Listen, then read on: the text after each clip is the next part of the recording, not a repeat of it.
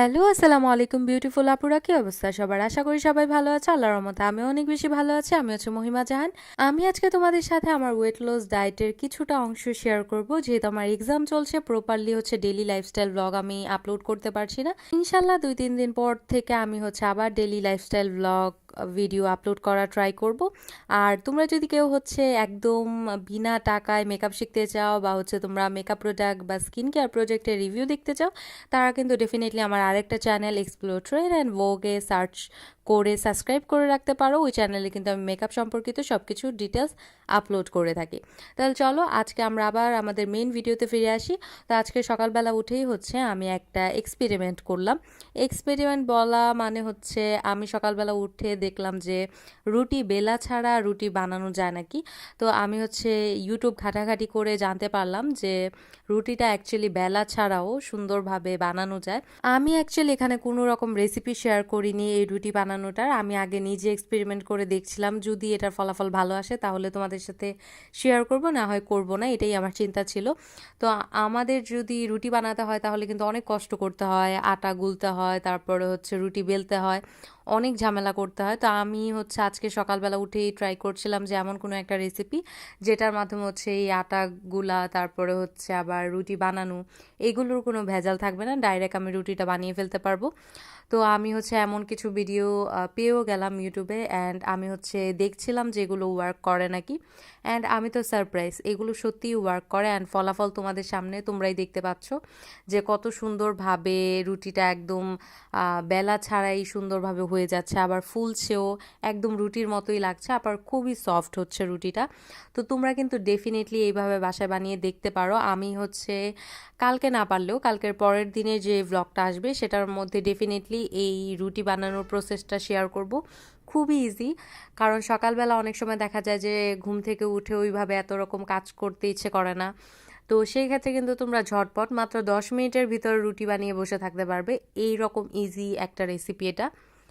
আর তোমরা দেখতেই পাচ্ছ রুটিটা কি পরিমাণ সফট হয়েছে। এটা চাইলে বাচ্চারাও খেতে পারবে, যারা হচ্ছে বয়স্ক মানুষ রয়েছে তারাও কিন্তু খুব ইজিলি এই রুটিটা খেতে পারবে, কারণ রুটিটা অনেক বেশি সফট হয়, অনেক বেশি নরম হয়। তো অবশ্যই আমি এটার রেসিপি তোমাদের সাথে শেয়ার করবো। আর যারা হচ্ছে রেসিপি জানো তারা হচ্ছে একটু কমেন্ট করে জানিও তোমরা যেভাবে রুটি বানিয়েছো তোমাদের কেমন লেগেছে।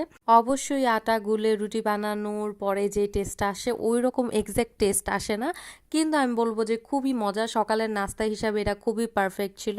অ্যান্ড যেহেতু একদম রুটির মতো লাগছিল, খেতেও কোনো প্রবলেম হচ্ছিল না। তা আমার কাছে তো এই রেসিপিটা অনেক ভালো লেগেছে। তো আমি হচ্ছে অবশ্যই তোমাদের সাথে এই রেসিপিটা যত তাড়াতাড়ি সম্ভব শেয়ার করার ট্রাই করব। তারপরে হচ্ছে আমি তোমাদের সাথে শেয়ার করব আমার ডিনার। আমি লাঞ্চটা আজকেও শেয়ার করতে পারিনি, বিকজ লাঞ্চের টাইমে আমরা সবাই একসাথে বসে খাই। তো এত মানুষের ভিতরে ওইভাবে ভিডিও করাও যায় না, আমি কমফোর্টেবল না, আমি আগেই বলেছি। কিন্তু তাও ট্রাই করবো আস্তে আস্তে করার।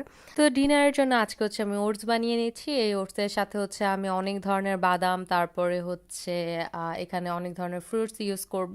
মেনলি হচ্ছে ওটসের পরিমাণটা একটু কম ছিল, দেখতেই পাচ্ছ তোমরা, কিন্তু হচ্ছে এখানে ফ্রুটসের পরিমাণ, তারপর হচ্ছে বাদাম, এগুলো মোটামুটি দিব, যাতে হচ্ছে এই ওটসটা খাওয়ার পর আমি ফুল হয়ে যায়, আমার আর ক্ষুধা না লাগে। এখানে ফলের মধ্যে আমি ইউজ করেছি খেজুর, কলা, আপেল, আর হচ্ছে বাদামের মধ্যে আমি ইউজ করেছি যেসব দেশি চীনা বাদামগুলো থাকে আমাদের দেশের ওইগুলো, তারপর হচ্ছে কাঠবাদাম ইউজ করেছি, আবার কাজু বাদাম ইউজ করেছি। এই সব কিছু ইউজ করেছি আর হচ্ছে আমি এই ওটসটাতে।